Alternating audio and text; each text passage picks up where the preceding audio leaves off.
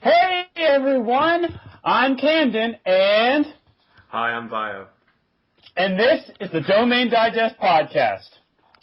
So, you're probably wondering what this thing's going to be all about. You probably saw my little my little prelude in the Domain Digest article that came out recently. Well, I'm going to explain fully what we're doing right now. See, my good pal here, Bio, and I, at one point, we were a little critical of the way that the Smash was being directed and run. Now, don't get me wrong, Oni and Gray, they did a fantastic job, but we found that there were a few things that they were doing that we weren't too fond of. Sometimes they would drag on a little bit. Sometimes we feel like they didn't really know what they were talking about. They did a good job, but sometimes, they could have been a bit better. So we felt that we should create this podcast in order to kind of fix the errors and really just look at things from a perspective of not just two kind of random guys, but from two people that have experience with either tournament hosting or administrating the BDTL itself. And well, we're both BDTL admins, so we have that experience. So, anything you wanted to add to that, Bio? I think you covered it pretty well. I guess the thing that the Smash was doing, it was just kind of dragging on, and it wasn't to the point. It was just it got boring after a while for me. And it didn't really hold my attention as well as like the older podcasts like the News Hour and, the original podcast with JJ, Cog, and Naos. Can't beat the original podcast. You just can't. Oh. Not even this will. Oh. So, for this podcast, what we are going to discuss is the current major event of the site, which is, of course, the MDTL. Now, so far, we've only completed the draft. But that's what we're going to discuss. We're going to discuss the draft itself, round by round, not super long explanations of each player, but we're going to take a round, tell you who's there, and then we're going to pick out a player who we find is particularly interesting in that round and talk about them for a little bit. So instead of talking about all 36 draft candidates and draft picks, we're just going to discuss 9 of them. And that's a lot simpler than going through the huge list. After that, we're going to look at the teams themselves and do a bit of an analysis, a review perhaps. Take a look at which characters each of them use, if we know them. Because some of them like are fairly new, like Faye and Blizzy Wolf, that haven't really gotten themselves out there. Mm-hmm. But we're just going to take a look at the teams and see what's good about them, see what could improve about them, and just general balance issues from there. Like, if we see that one team has like 5 Olimars, we'll say, well, the team has 5 Olimars, and while that is... you can't avoid that. If the team has 5 Olimars, you have to say that. But we'll also say, this team might be very weak to a team full of Falcos. Yeah. And there are quite a few Falco players in this league, along with all the Olimars. Mm-hmm. So that's something we'll point out. And I think that's about all we're going to do for today, huh? Yeah, I think that's a short and sweet first podcast. I don't want it to drag more than an hour. Yeah, we really don't want to go as far as the other ones. Yeah. Because this isn't a social podcast. We're getting out the information, and that's pretty much it. And we hope you guys enjoy what we have to offer. I hope so too. All right, so we're going to get on to the first round of the draft here. For the first 4 picks, round 1, Nighthawks drafted Laxstritus. So Laxstritus is the overall first pick of the MDTL draft, followed by MR, who drafted Voltage, RA, who drafted Ralph Cecil, and then Hokitate Freight, which drafted Rust for 4th overall pick. Now, what player do you think would be the best to talk about this round? I think we have a good idea of who we want to talk about, but I think we have a player that's established himself as one of the oldest and, quite frankly, best Olies. So I think we're going to go with Rust. Yeah. Why don't you start up this discussion on Rust, my good man? Jeez. Because I know you and Rust have pretty intense BDTL rivalry. Jeez, I play him every week, and it never gets old. Russ is probably my favorite person to play ever. him and I have gone back several seasons, and we play every single week that we're matched up. And he's honestly a blast to play. There's never been a time where I've just been, screw this all week, because he is such a good person and such a good friend that I can't be mad. Even if he gets like a purple up smash at 70, I can't be mad at him. I agree. And even though we have a rivalry going, he's one of the most fun people to play. I have to agree with that, definitely. So what's your take on Russ? Well, Russ and I have played a few times. It's been a little while, so I'm not going to go all JJ and say, well, I beat him back in 2010, so I'm the best. I remember when JJ actually did that Fox. Yeah. That was bad. But yeah, Russ is quite the interesting play style. He has a great balance with Olimar.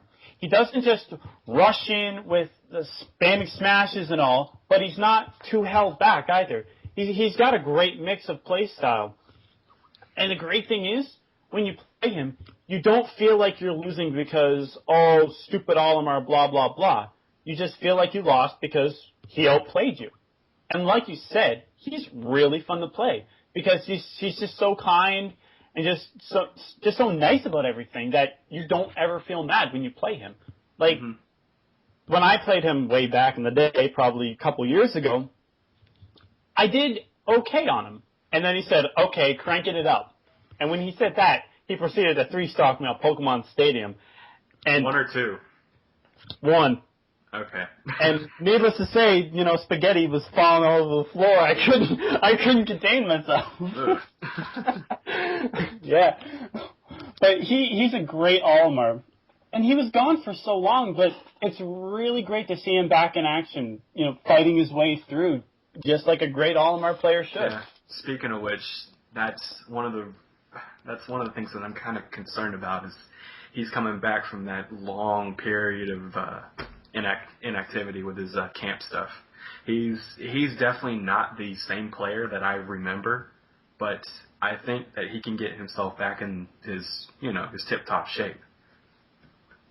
I would definitely agree to that. I hope so, because he's literally he's literally a blast to play. Yeah, with Rust, his spirit is there, so as long as he's got that spirit within him, I think he could get back into tip-top shape in no time. All right, going on to round 2, we have Hocotate Freight drafting TJ, Regal Alliance drafting Alpha, Nature Rams drafting Dooms, and Nighthawks drafting Psycho. So who do you feel would be the player to talk about? I think Alpha would definitely be a player to talk about here. Okay. Because the thing with Alpha, for the longest time, was really under the radar. And he's always been a fantastic Falco. Just fantastic. But people had ignored him for such a long time because there were always players like you that were, overshadowing him. So he wasn't really recognized. Me? Well, your Falco was always better than his. I would say that his Falco is more textbook than mine because I try to mix up more so than play the chain grabbing and camping game. I try to mix it up with, tilts and use everything that I have. Alpha's more textbook. That is true. Alpha is a little textbook in his play style, but he does it very effectively though. If you pay attention very carefully to what he does, sometimes you might be able to catch him in a slip up. But he is definitely getting a lot better. And now that, some of these other players are gone or, he's been improving a bit, people are starting to notice how good he actually is. And I've played him a lot in the past 2 days. I haven't played him. I don't think I've played him in the past six months or so. But I've seen his results in Season 6. He beat MB Money. I mean, he beat MB 2-1. Yeah. And MB has pretty much established himself as one of the best players here. Yeah, he's the undisputed best Donkey Kong at the very least. His Pikachu's nasty. Well, TJ's back, so that's true. Anyway, Alpha does have that bit of a textbook style, but he kind of the way he plays, he doesn't just use that one, that one kind of technique or combo in a situation. His mix-up game is improving quite well. And from the past 2 days that we've played, just threw me off completely. He would, in one part, he would go close quarters combat almost all the time. Like, he would almost never camp.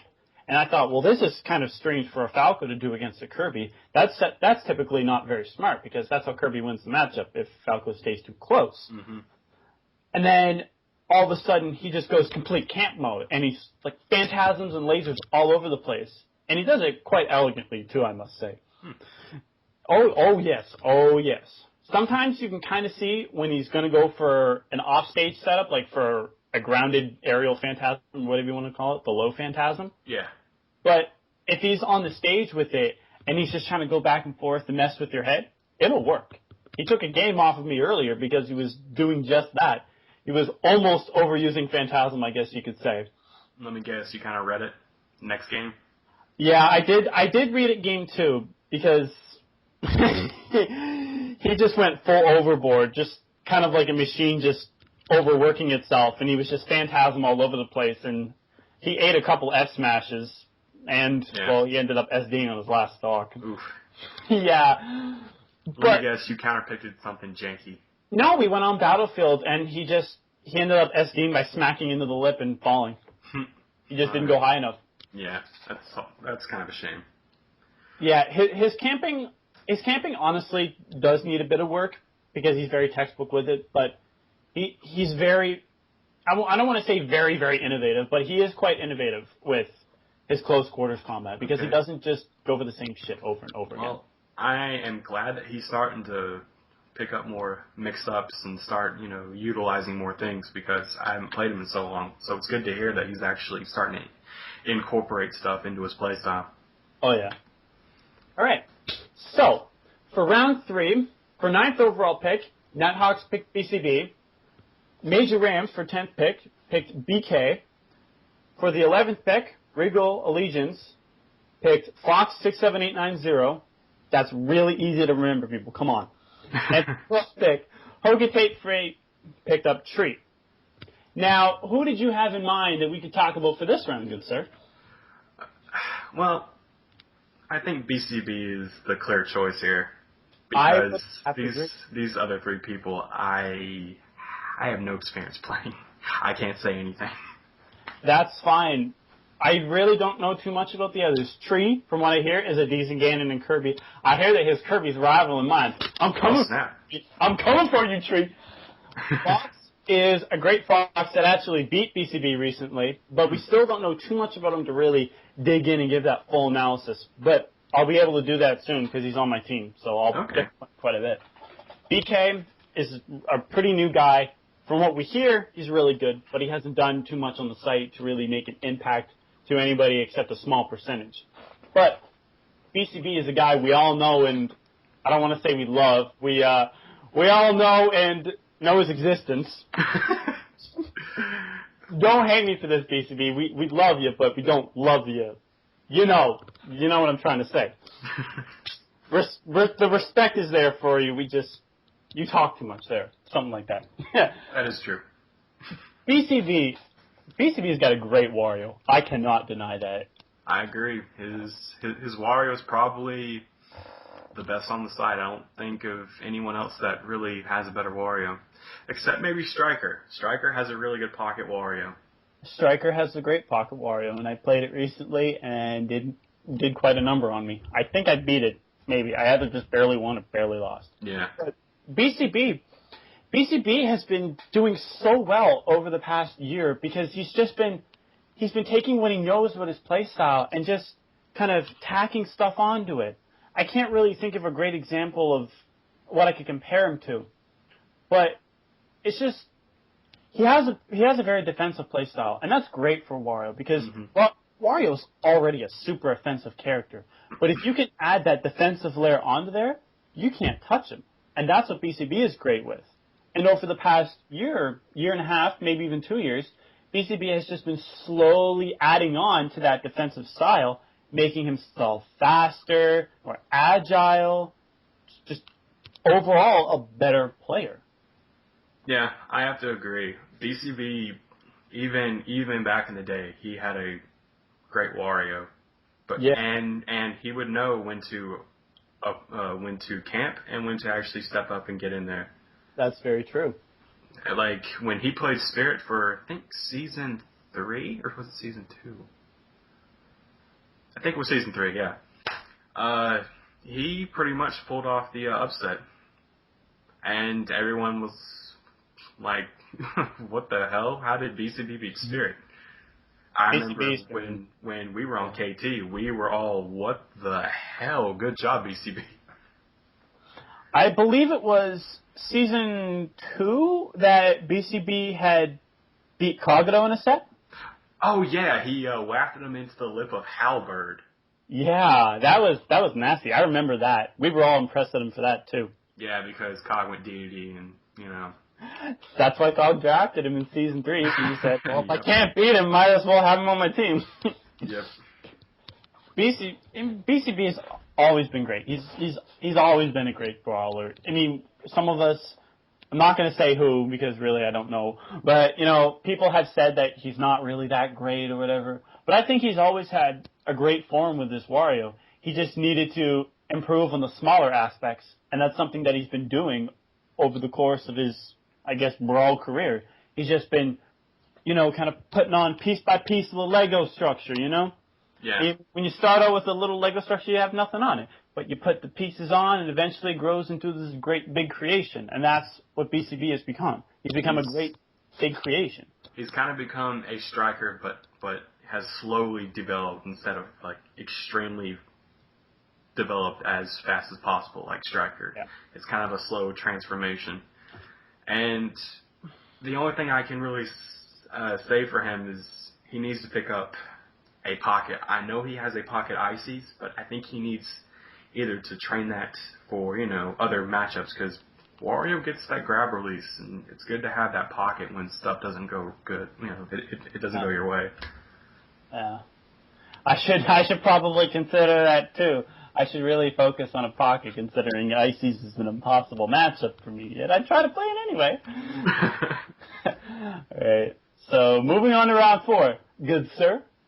Alright, for the 13th pick, Hocotate Freight drafted Blue. For the 14th pick, Regal Alliance drafted Roosta. For the 15th pick, Major Rams drafted Grapes. And for the 16th pick, Nighthawks drafted Ruff. So who do you think would be the right pick to talk about in this round? I think we should talk about Grapes. Okay. Grapes he's a great Luigi, honestly.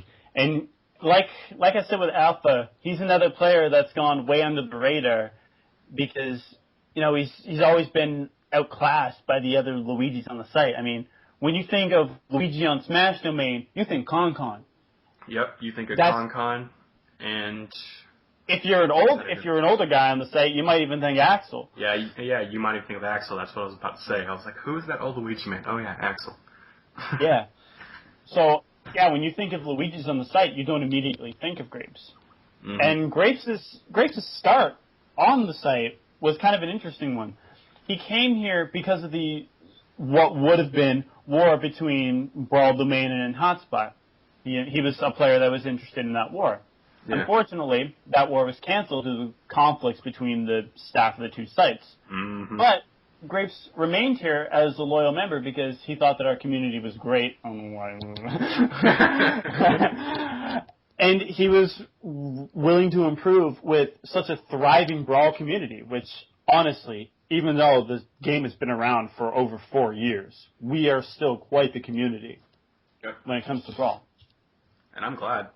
I am glad that he came over and he stayed because he is one of the best members that we have not as a brawler, but as a member. Not As that brawling's bad, but I'm just saying that him as a member, I am glad that he's stuck with us and he didn't just go back to his site.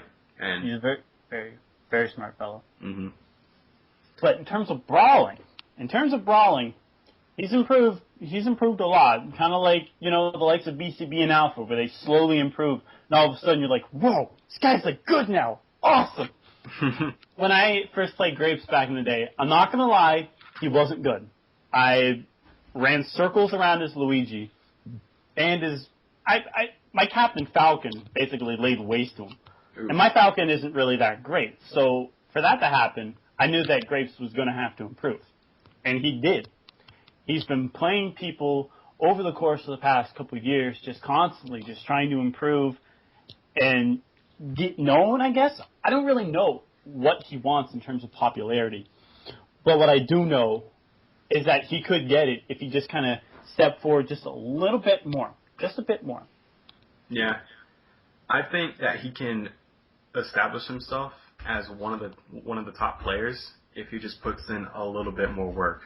Yeah. And I don't know what it is, but I've also seen a lot of people picking up a Pocket Ouija lately. I don't know if it's like the Con-Con replays that are going around the site, but I've seen a lot of people picking up Luigi. He's a Wi-Fi friendly character. Yeah, so and that. Get away with a lot of stuff. But still, I've seen a lot of people just whipping them out in friendlies, and they're doing the cyclone across the stage and trying to gimp on the ledge with them. Nova Scotia's bad for that. Almost everybody in Nova Scotia has a Pocket Luigi. That's how I know the matchup so well offline. Wi-Fi, it's totally different. But I got it offline because I'm like the only guy that doesn't have a Pocket Luigi. I'm trying, but it's not going too well.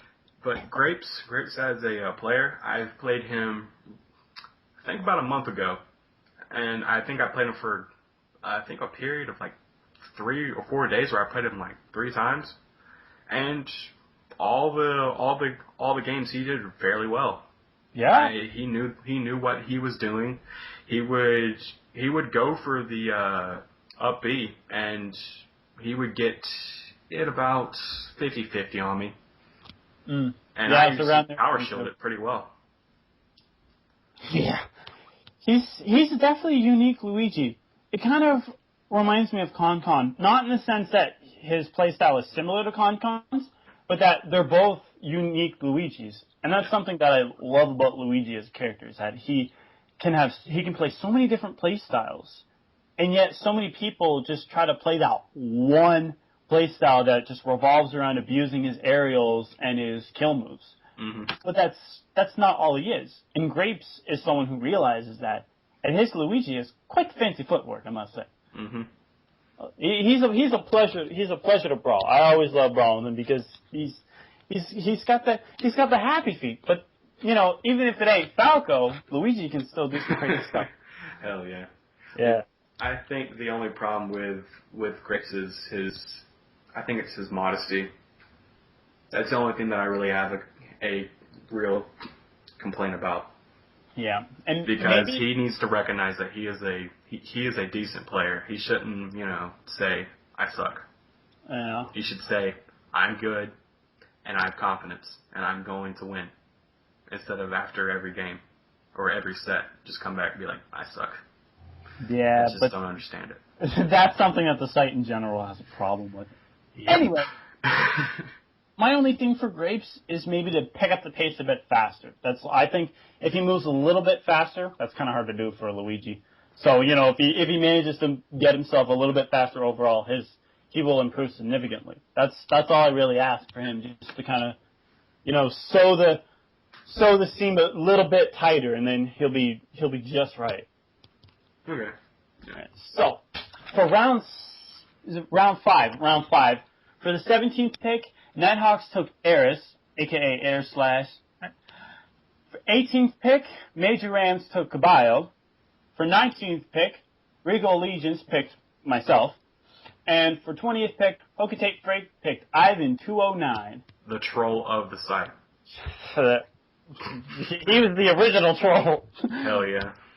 So, who did you want to talk about for this round, good sir?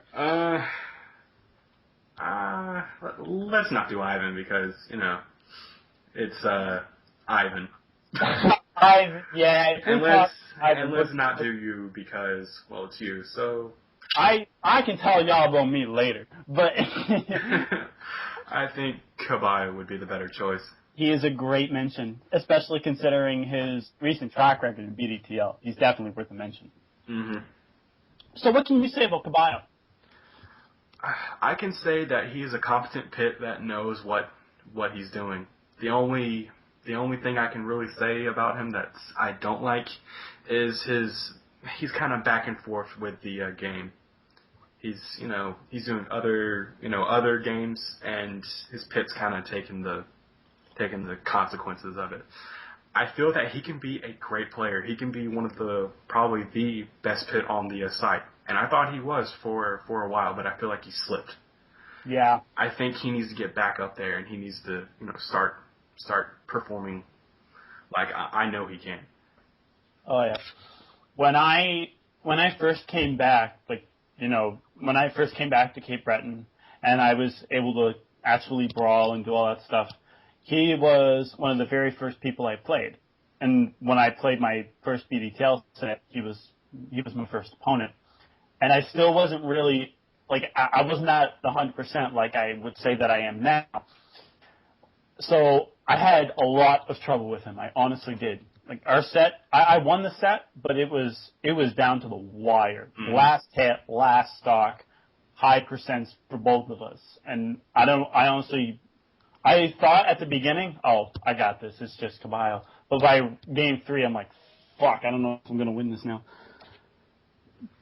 He has some good qualities to him, and he has some bad qualities to him. I think I'll discuss the bad stuff first, just to get it out of the way.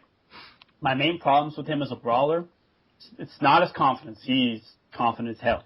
But I feel he's a little too readable at this point in time. I don't want to say he's a textbook pit, because he's not a textbook pit. He plays a bit differently than pits.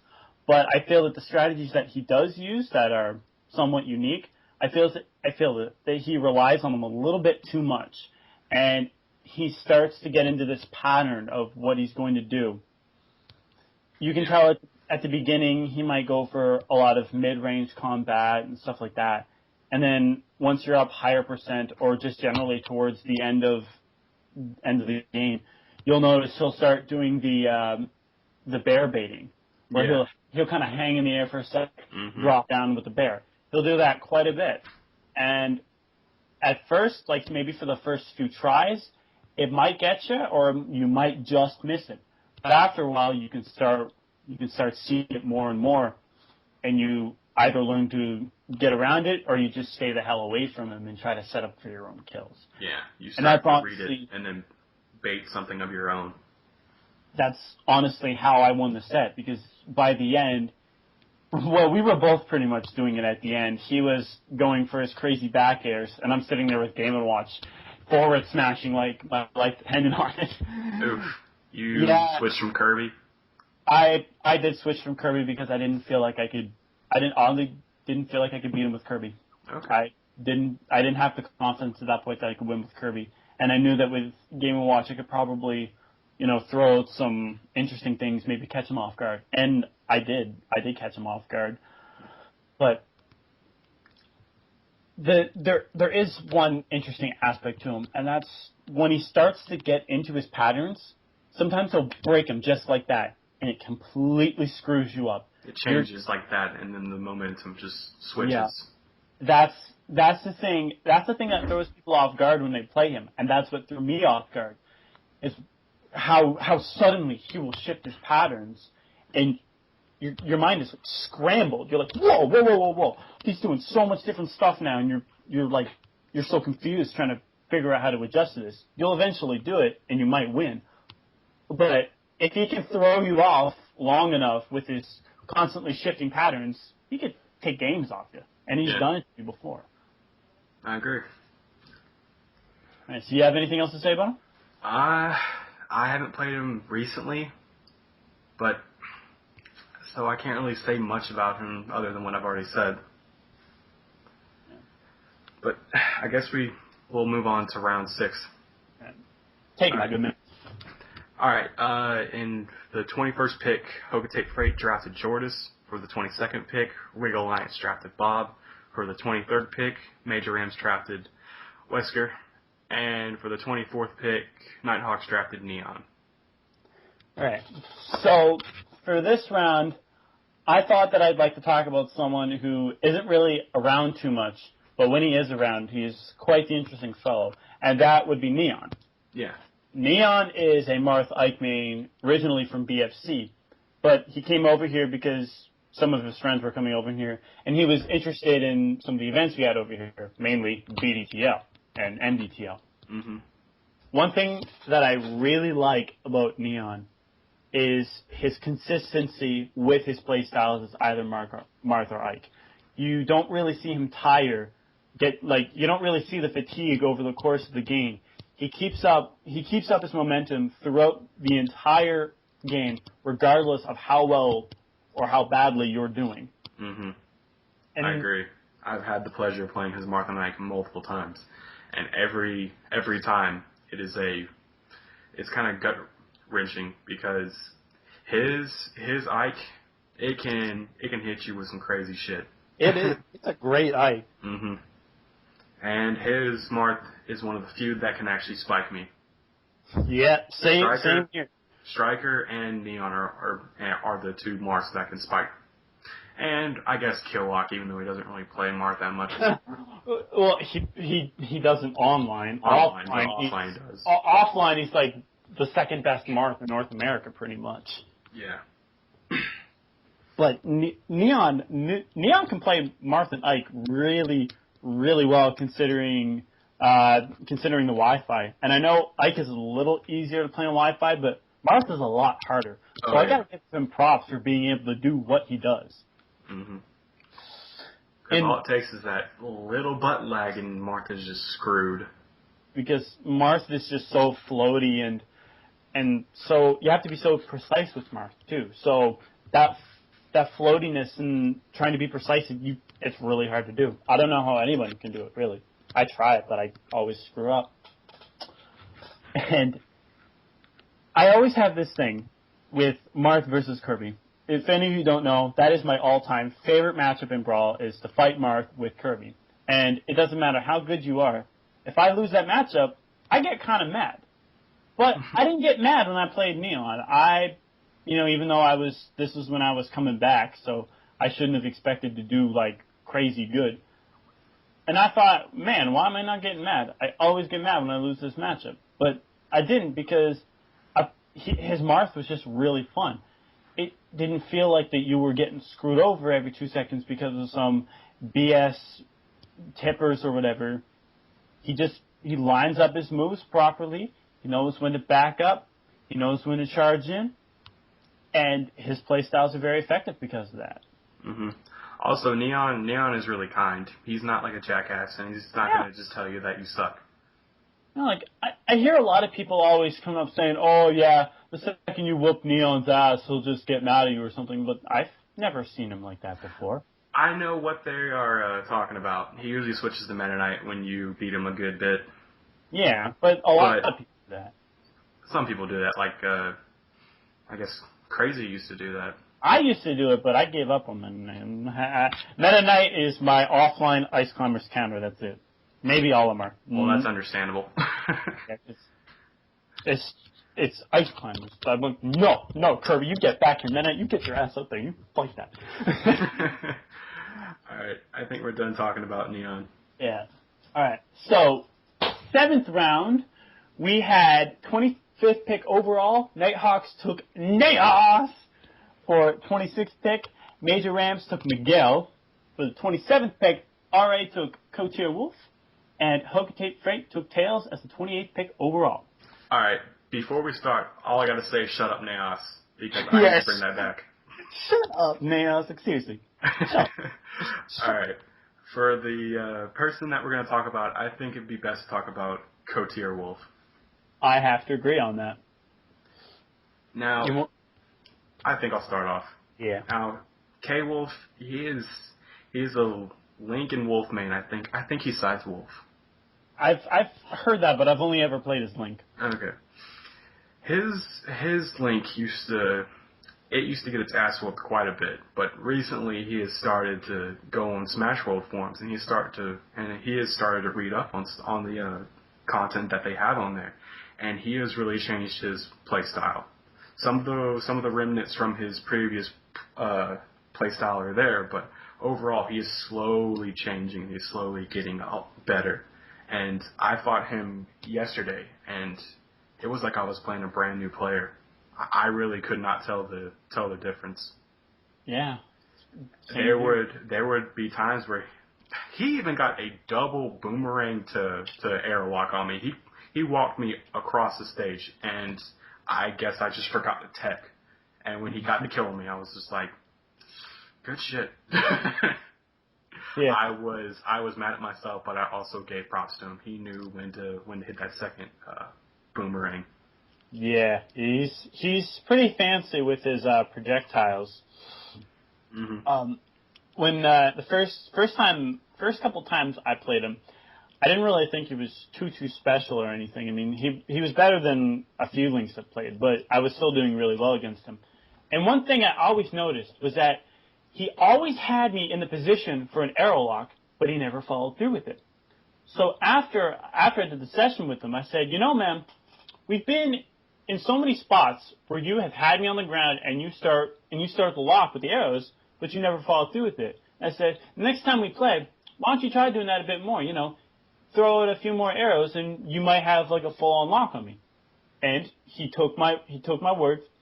And the next time we played, he started doing more of the arrow locking, and it got a little bit more annoying.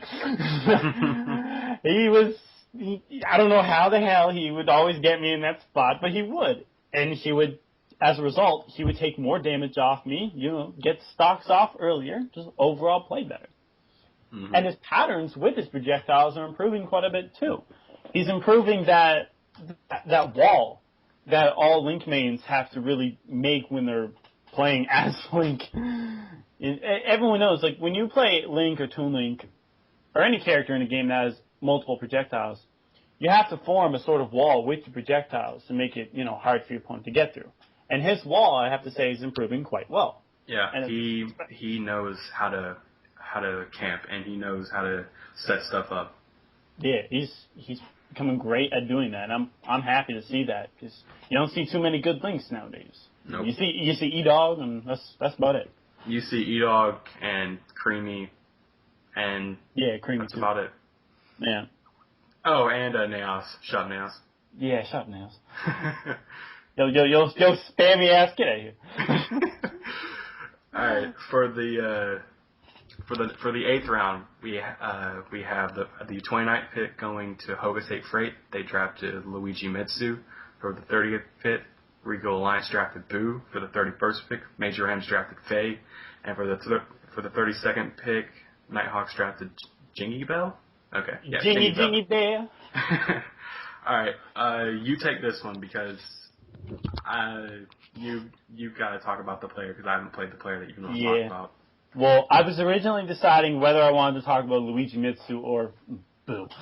But I decided on Luigi Mitsu because he's someone that I hadn't played before until very recently. And I thought that there was something interesting about him that I wanted to point out about him. Luigi Mitsu, if you guys don't know or can't tell by his name, he's a Luigi man. Now, like Grapes, he's kind of gone a bit under the radar, especially because he's new, so he hasn't really got himself out there as much as others, which is why you see him in the 8th round there. But when I played him, I definitely didn't think he was 8th round at all. I definitely thought he would have been a lot higher. He is extremely, extremely aggressive with his play style. Like, he was so aggressive that I had to go super campy just to be able to stand a chance against him. And that ultimately was his weakness. He was too aggressive. He was so aggressive that I could pretty much just shield grab everything he tried. Not everything, but just about everything. He caught on quickly, though, and after he switched over to his Wario, his Wario's a menace. Wario's a menace.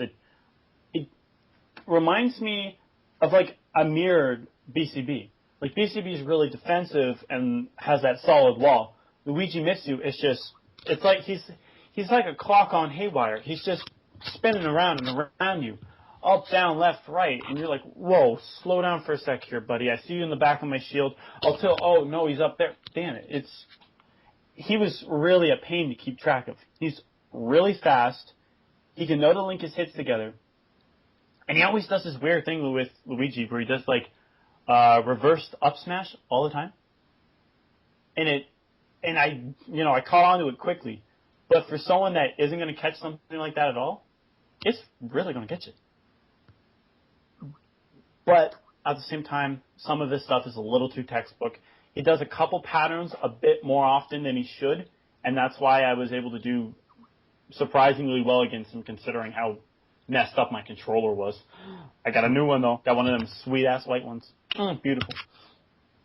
But he's still a great Luigi, and I'm surprised he was drafted that late.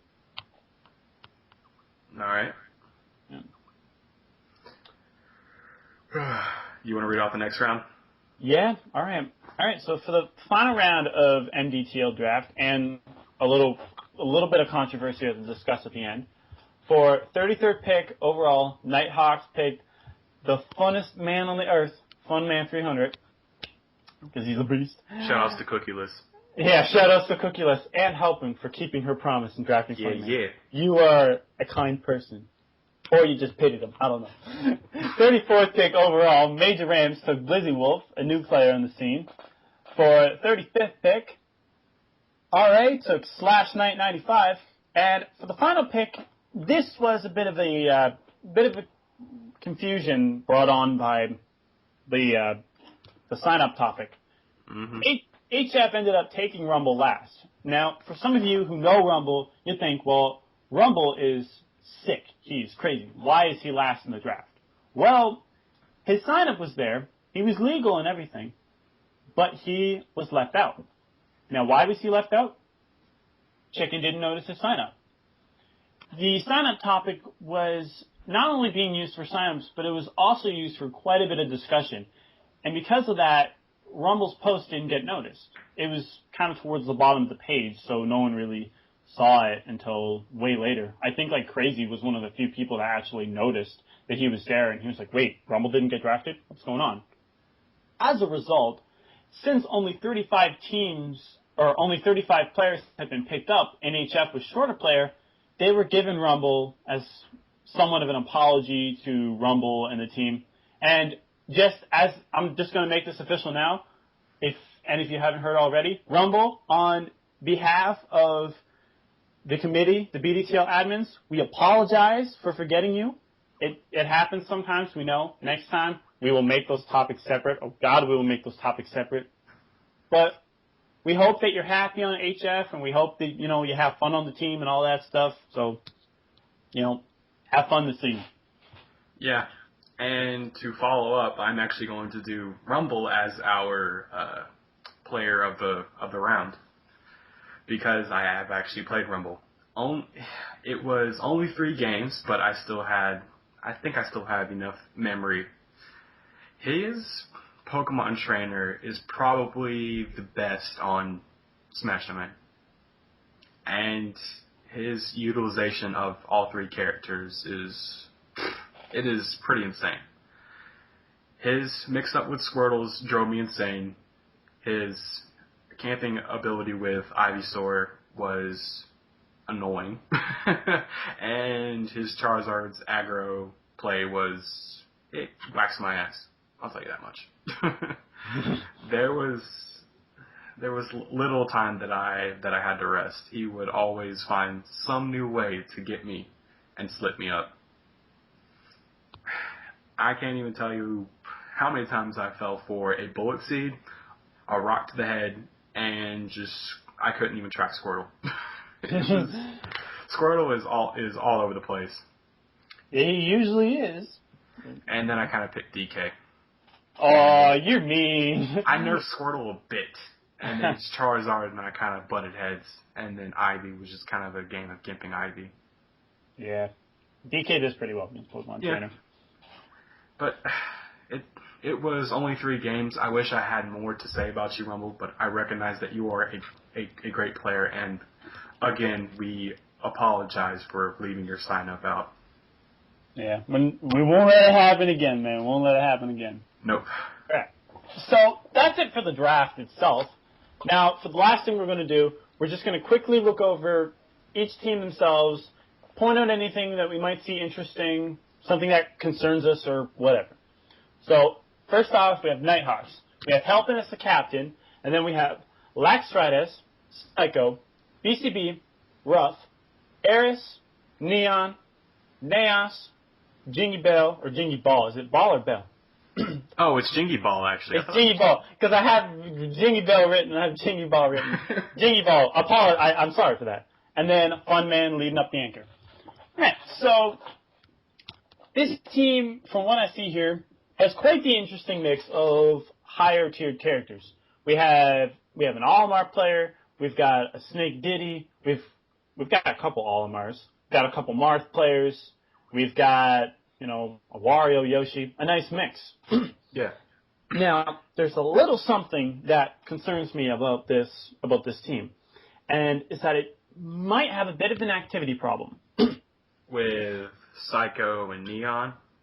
Not so much Psycho. I've seen Psycho around quite a bit lately. Okay. I think that he'll be good. But yeah, I think that Neon, Ruff, and possibly Jingy Ball and Fun Man, maybe not so much Fun Man, but Jingy Ball, might lead to a bit of an activity problem, meaning that Halpin is not really going to get much use out of Jingy Ball this season, Okay. I don't think.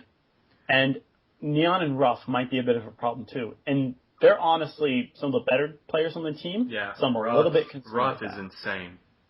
Yeah. Ruff is really good. I had the opportunity of playing him on BSC. He is a great Rob and a Ouija main. I think he mains Ouija and Rob. Yeah. But besides that, I think the team has great high-level balance, and I think they're going to steamroll the 2-point sets. They've got great 2-point players, and they should do pretty well in the 1 points as well. So Yeah, I think Naos and BCB or Neon. I think they'll alternate BCB and Neon in the 1-point sets and just keep them fresh. Are we doing the 6 stages or the 7 stages this season? I just wanted to confirm that with you now. That's chickens. I think he's doing 7. I think we're using the same point system. I have no say in MDTL. That's chickens. I know. I just want to know if you knew anything. Well, we're adopting the new stage list, but I think we're keeping the 7, base sets. All right. So I could see this team probably using Lax, Psycho, and then alternating between BCB and Ruff for the 2-pointers, and then the 1-pointers.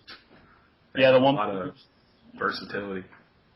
Yeah, and then they'll probably have Halpin, and then maybe Neon and Naos and Eris, I guess, leading up the 1-pointers. Yeah, I don't see Halpin in a. Ruff up there too. Ruff probably. I could see Ruff bouncing around between the 1 and 2-pointers, depending on exactly. I don't see Halpin in the in the 2-point sets. I think she'll put herself in 1 points when she does start herself. Yeah. Well, overall, great team. Mm-hmm. Next team, Major Rams. We have Silver Alloy as the captain, and with the players he drafted, we have Voltage, Dooms, BK, Grapes, Caballo, HCF Wesker, Miguel, Faye, and Blizzy Wolf. You want to start off on this? I see a huge inactivity problem here. I see it too. I see because they haven't established themselves yet as a loyal member, activity wise. It's kind of hard for me to say this team is going to be a good team this season because I don't know how active Voltage, Dooms, BK, Faye, and Blizzy Wolf are going to be. Yeah. I've seen Dooms around for a good couple of months, but the rest of them are kind of new, and you don't know. I don't agree with some of the choices. I would try and mix, the activity with, good players, but if that's what Silver wants, then by all means he can have it. Yeah. He has really strong players though. Voltage, Dooms, and BK are all great players. And with himself, I think they'll definitely do really well in their 2-point sets. Their 1-point sets are something I'm kind of concerned of because of their possible activity issues. But at the very least, they should have solid 2-point advantage. I think they'll have Graves, Caballo, and Wesker in the 1-point sets when Wesker can actually play. Yeah. Speaking of which, even if this team does have an inactivity problem, Wesker can just shut down the site because he's salty. Hell yeah. Not a bad team. Want to watch out for the activity, but not bad besides that. Next, we have Regal Allegiance with Oni the Wolf as the captain. And then we have Ralph Cecil, Alpha, Fox67890. I hope none of you have forgotten that by yet. Roosta, myself, Bob, Coacher Wolf, Boo, and Slash Name. First thing I want to say, this is probably the strongest team in terms of activity. I agree. We are all active on the site. We might have a bit of conflict with schedules because Oni and Ralph can only play on weekends. Yeah, that's the only problem that I see as well. They're around. Yeah, plus Fox, I don't know about his activity. That's just, I haven't seen him around, probably because I've been away on the trip for a couple of days. Yeah. But if he's been active and I don't know about it, I kind of apologize. He's doing pretty well. He's been in some of the discussion. He's contributed. So okay, that's good. I'm not too worried about his activity right now. He's been around quite a bit. I'm surprised that our team is so active, considering plop right in the school year. Yeah, definitely.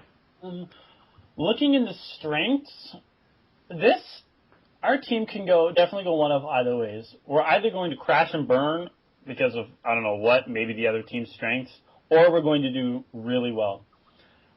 The way I see this now, I could probably see Ralph and Alpha more than likely in most of the 2-point sets.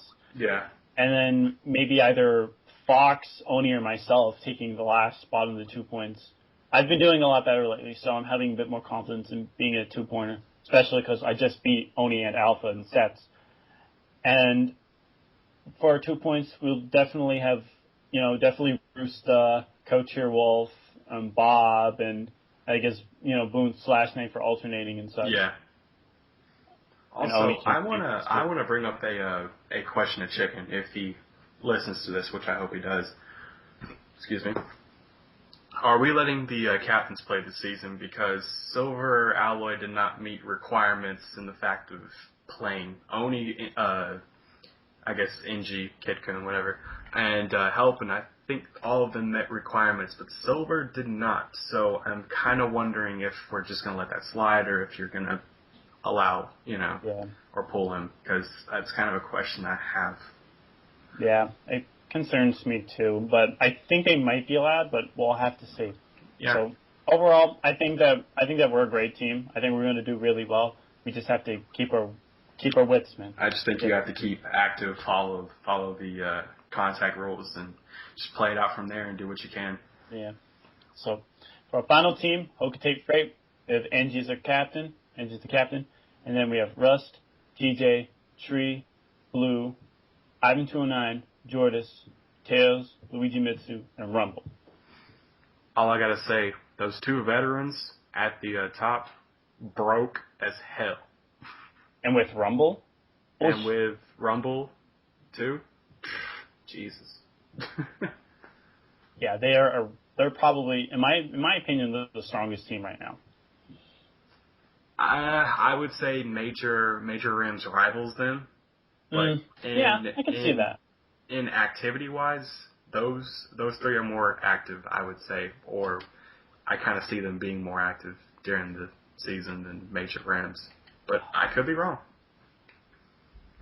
The thing with this team, though, they have very strong 2-point sets. Yeah. Their 2-pointers are going to dominate this league. Definitely. They have Rust, TJ, and Rumble are 3 of the strongest players in this league. They're going to steamroll. Yeah, and when you have Tree, Blue, Ivan, Jordis, Tails, and Luigi Mitsu for the 1-point sets, and you can change those around, because Tails has improved so much since he's joined. Jordis pulled off, I forget who Jordis beat. No, I think Jordis took Silver to Game 3. Or maybe it was someone else. My memory's not fresh. I apologize if I made an error. But still, Ivan, Blue, and Tree and Mitsu all in 1-point sets is scary. That scares me. At least when Ivan tries. Yeah, they're... When Ivan tries, he is a beast. Mm-hmm. Right. So overall, I think they're a great team too. I still think that they're the best. You might have your own opinion, but I think they're the best right now. But we'll just have to wait and see what happens. And we'll see if they can repeat. I kind of want to see a new champion. I always like to see new champions. I'd love to see maybe. Of course, I want to see us get it, but Yeah, but I wouldn't mind Nighthawks Brawl getting it. Also, shout outs to Chicken and Brawl Seals. We want to shout outs to Chicken and Brawl Seals. We want to congratulate you on your Season 6 victory, and hopefully next year we get to see another new champion. Yeah, maybe Zodiac Knights or Koopa Troop. That'd be pretty awesome. I'm kind of rooting for Koopa Troop next season. I kind of want to see Cog come back after his not so successful season last year. I would like to see him come back and do something like that. Because, it's last year wasn't so pretty. Sorry, Cog. But anyway, I think that's closing for this podcast. Anything you want to say, Camden? No, not really. Just good luck to everybody this season, and can't wait for week 1. Also, do you want to go over week 1? Just say who, Yeah, let's go over it. Do you just want to go and make predictions? Well, the lineups aren't sent in yet, but we can still kind of speculate. No, I think that's all right for now. So I think it'd be better off to wait until a solid stuff is sent in. Okay, we can do that next week when we do our podcast. Yeah. All right. So, for all of you out there listening, this is Camden saying, see you next time. And this is Vio saying, hope everyone enjoys the league. Chicken worked very, very hard on it, and I hope all of you have a great time. Yep, and don't be a chotch. See you guys. Yeah.